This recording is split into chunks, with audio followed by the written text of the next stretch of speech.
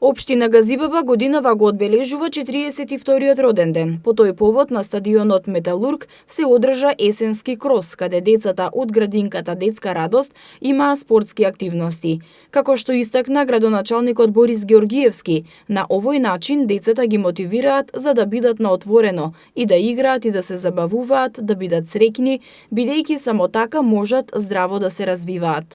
Децата ги мотивираме да бидат на отворено, да се играат, да се забавуваат, да бидат среќни, затоа што наместо во училишните, односно во занималните да гледаат телевизија и да бидат пред компјутери, ние ги изнесуваме на отворено да се дружат, да се забавуваат, да спортуваат.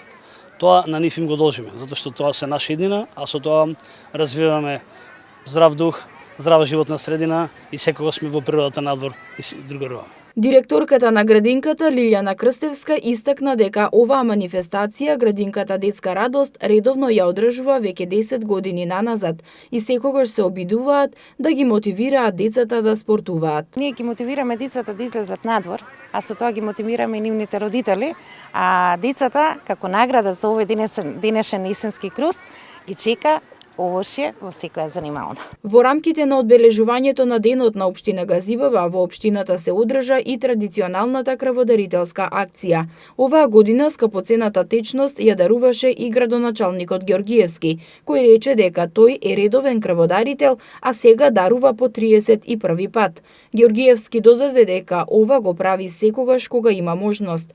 На денешната крводарителна акција до пладневните часови имаше собрано околу 100 крвни единици, а градоначалникот Георгиевски упати апел до сите граѓани на Газибаба да даруваат крв и да спасуваат животи. Сите што се здрави, млади, кои што може да даваат крв слободно, може да се приклучат на крводарителните акции, се со цел да помогнат, бидејќи е тоа здраво и по можност што почесто во годината, бар минимум 2 пати, затоа што ова скапоцена течност е најприродната работа која што можеме на солидарен начин да помогнеме луѓето кои што навистина е потребно. Доктор Бојан Тодоровски од Институтот за трансфузиона медицина за прва Скопска изјави дека во Скопје редовно се одржуваат крводарителни акции, а жителите на Газибаба се многу хумани, бидејќи од акциите што ги организираат овде се собираат поголем број на крвни единици. Најбитно е оној подготвителен период, значи пред самото дарување, значи дарителот да е